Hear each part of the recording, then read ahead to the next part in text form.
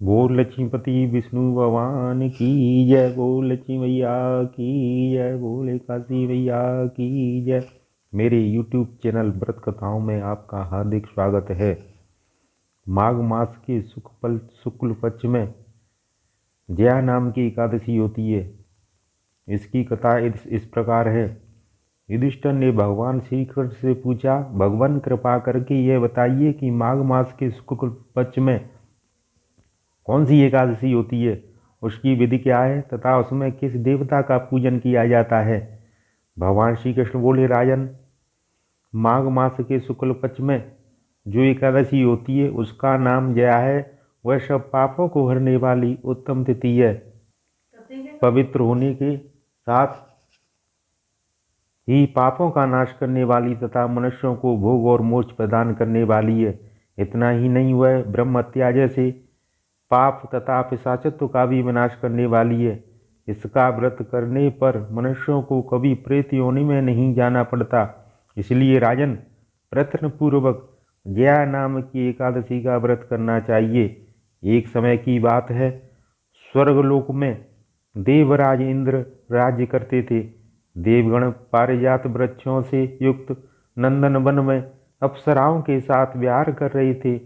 50 करोड़ गंधर्वों के नायक देवराज इंद्र ने स्वेच्छानुसार वन में विहार करते हुए बड़े हर्ष के साथ नृत्य का आयोजन किया। गंधर्व उसमें गान कर रहे थे, जिसमें पुष्पदंत, चित्रसेन तथा उसका पुत्र ये 3 प्रधान थे। चित्रसेन की पत्नी का नाम मालिनी था। मालिनी से एक कन्या उत्पन्न हुई थी जो पुष्पवंती के नाम से विख्यात थी। पुष्पदंत गंधर्व को एक पुत्र था जिसको लोग माल्यवान कहते थे। माल्यवान पुष्पवंती के रूप पर अत्यंत मोहित था। ये दोनों भी इंद्र के संतोषार्थ नृत्य करने के लिए आए थे। इन दोनों का गान हो रहा था। इनके साथ अप्सराएं भी थी। परस्पर अनुराग के कारण ये दोनों मोह के वशीभूत हो गए। चित्त में भ्रांति आ गई, इसलिए वे शुद्ध गान न गा सके। कभी ताल भंग हो जाता था तो कभी गीत बंद हो जाता था। इंद्र ने इस प्रमाद पर विचार किया और इसे अपना अपमान समझकर वे कुपित हो गए। अतः इन दोनों को साफ देते हुए बोले, ओ मूर्खों, तुम दोनों को धिक्कार है। तुम लोग पतित और मेरी आज्ञा भंग करने वाले हो। अतः पति पत्नी के रूप में होते हुए पिशाच हो जाओ।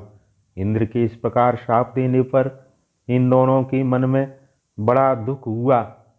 वे हिमालय पर्वत पर चले गए और पिशाच योनि को पाकर भयंकर दुख भोगने लगे। शारीरिक पातक से उत्पन्न ताप से पीड़ित होकर दोनों ही पर्वत की कंदराओं में विचरते रहते थे। एक दिन पिशाच ने अपनी पत्नी पिशाची से कहा, हमने कौन सा पाप किया है जिससे यह पिशाच योनि प्राप्त हुई है। नरक का कष्ट अत्यंत भयंकर है तथा पिशाच योनि भी बहुत दुख देने वाली है। अतः पूर्ण प्रयत्न करके पाप से बचना चाहिए। इस प्रकार चिंता मग्न होकर वे दोनों दुख के कारण सूखते जा रहे थे। देवयोग से उन्हें माघ मास के शुक्ल पक्ष की एकादशी की तिथि प्राप्त हो गई। जया नाम से विख्यात वह तिथि सब तिथियों में उत्तम है। उस दिन उन दोनों ने सब प्रकार के आहार त्याग दिए, जलपान तक नहीं किया, किसी जीव की हिंसा नहीं की, यहाँ तक कि खाने के लिए फल तक नहीं काटा। निरंतर दुख से युक्त होकर वे एक पीपल के समीप बैठे रहे। सूर्यास्त हो गया। उनके प्राण हरने वाली भयंकर रात्रि उपस्थित हुई। उन्हें नींद नहीं आई। वे रत या कोई सुख भी नहीं पा सके। सूर्योदय हुआ, द्वादशी का दिन आया। इस प्रकार उस 50 दंपति के द्वारा जया के उत्तम व्रत का पालन हो गया। उन्होंने रात में जागरण भी किया। उस व्रत के प्रभाव से तथा भगवान विष्णु की शक्ति से उन दोनों का पिशाचत्व दूर हो गया। पुष्पवंती और माल्यवान अपने पूर्व रूप में आ गए। उनके हृदय में वही पुराना स्नेह मुड़ रहा था। उनके शरीर पर पहले जैसे ही अलंकार शोभा पा रहे थे। वे दोनों मनोहर रूप धारण करके विमान पर बैठे और स्वर्गलोक में चले गए। वहां देवराज इंद्र के सामने जाकर दोनों ने बड़ी प्रसन्नता के साथ उन्हें प्रणाम किया। उन्हें इस रूप में उपस्थित देखकर इंद्र को बड़ा विस्मय हुआ। उन्होंने पूछा, बताओ किस पुण्य के प्रभाव से तुम दोनों का पिशाचत्व दूर हुआ। तुम मेरे शाप को प्राप्त हो चुके थे, फिर किस देवता ने तुम्हें उससे छुटकारा दिलाया है। माल्यवान बोला, स्वामिन, भगवान वासुदेव की कृपा तथा जया नामक एकादशी के व्रत से हमारा पिशाचत्व दूर हुआ है। इंद्र ने कहा, तो अब तुम दोनों मेरे कहने से सुधापान करो। जो लोग एकादशी के व्रत में तत्पर और भगवान श्री कृष्ण के शरणागत होते हैं, वे हमारे भी पूजनीय होते हैं। भगवान श्री कृष्ण कहते हैं, राजन, इस कारण एकादशी का व्रत करना चाहिए। नृपश्रेष्ठ, जया ब्रह्मत्या का पाप भी दूर करने वाली है। जिसने जया का व्रत किया है, उसने सब प्रकार के दान दे दिए और संपूर्ण यज्ञों का अनुष्ठान कर लिया।